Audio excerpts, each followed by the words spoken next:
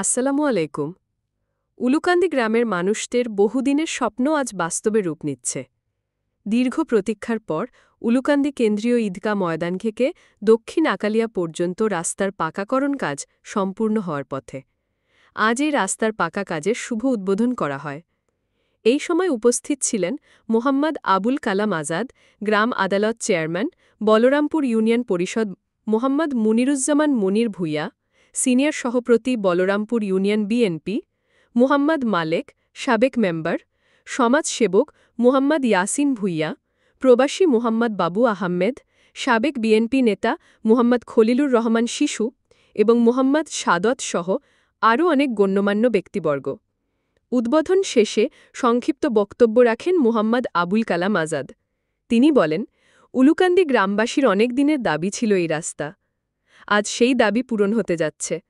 রাস্তা পাকা হলে যোগাযোগ সহজ হবে, রোগী নেওয়া, বাজারে যাওয়া, স্কুলে যাওয়া সব ক্ষেত্রেই মানুষ উপকৃত হবে। আমি সকলের জন্য দোয়া চাই। এরপর বক্তব্য রাখেন মুহাম্মদ মুনিরুজ্জামান মুনির ভূঁইয়া।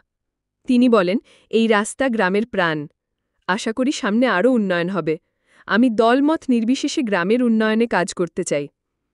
শেষে কথা বলেন সমাজসেবক মোহাম্মদ ইয়াসিন ভূঁইয়া। তিনি বলেন, সবাই মিলেই তো গ্রাম। গ্রামের উন্নয়নে আমরা একসাথে কাজ করে যাব ইনশাআল্লাহ। উলুকান্দি গ্রামের মানুষদের মুখে আজ হাসি। পাকা রাস্তা তাদের জীবনকে করবে আরও সহজ ও নিরাপদ। আপনারা যারা দেখছেন, ভিডিওটি লাইক, শেয়ার ও সাবস্ক্রাইব করুন এবং গ্রামের উন্নয়নমূলক খবর পেতে আমাদের চ্যানেলের সাথেই থাকুন। ধন্যবাদ। আল্লাহ হাফেজ।